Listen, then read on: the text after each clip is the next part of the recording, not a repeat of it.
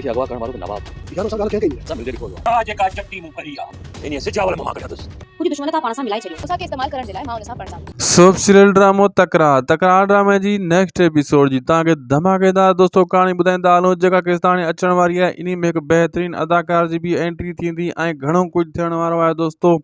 तकरार ड्रामे के नओं रुख मिलण वारो आहे दोस्तों। मुंहिंजे ख्याल में नंढड़ी वीडियो खे तव्हां आख़िर ताईं ॾिसो ऐं ही नंढड़ी वीडियो वॾो धमाको आहे तव्हांजे लाइ वॾे कम जी ख़बर आहे दोस्तों। अचण वारी किस्त में पहिरीं ॻाल्हि त हाणे शेर अली जेको आहे उहा चटी आहे जेका पुलिस खे ॾिना आहिनि पैसा उहे कढंदो कंहिंखां सिजावल ख़ान खां ऐं सिजावल ख़ान खे सिधो कंदो। ऐं नेक्स्ट एपिसोड में दोस्तों तव्हां ॾिसंदो त मीर सॼी ॻाल्हि ॿुधाईंदो त वक़्तु मिलियल आहे नवाब खान सां ऐं गॾिजी करे सोणी किरन अगवा कयो आहे। ऐं इहा त मूंसां खे त ख़बर आहे नवाब खान मञियो उहो मूंसां मिलियल आहे लेकिन इहा ॻाल्हि न कई त सोणी खे मूं अगवा करायो आहे मूं नाहे करायो।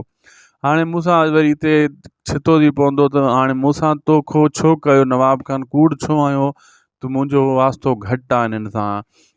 ऐं तव्हां इहो ॾिसंदो त मूंसां वरी मुलाक़ात कंदो नवाब खान सां उनखे चवंदो तूं सही ॻाल्हि नथो करे तूं असां सां अञा बि ॻाल्हियूं लिकाए थो तुंहिंजो ऐं असांजो ठाह मुश्किल थी वेंदो नामुमकिन बणिजी वेंदो तूं जेको आहे दोस्तनि सां गदारी थो करीं।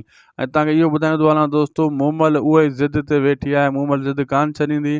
मूमल मूंसां खे पाइण जे लाइ हू को न को बहाना करे शादी करे ऐं इन खे सिर्फ़ु ऐं सिर्फ़ु इस्तेमालु कंदी ऐं हिकु ॿ टे किस्तनि जे अंदरि तव्हां ॾिसंदो हाणे उन्हनि जी शादी बि थी वेंदी ऐं मूमल जी शादी थींदी त पोइ हू पंहिंजे दुश्मननि खां बदिला वठंदी। दोस्तों असांजे यूट्यूब चैनल खे ज़रूरु सब्सक्राइब कंदा।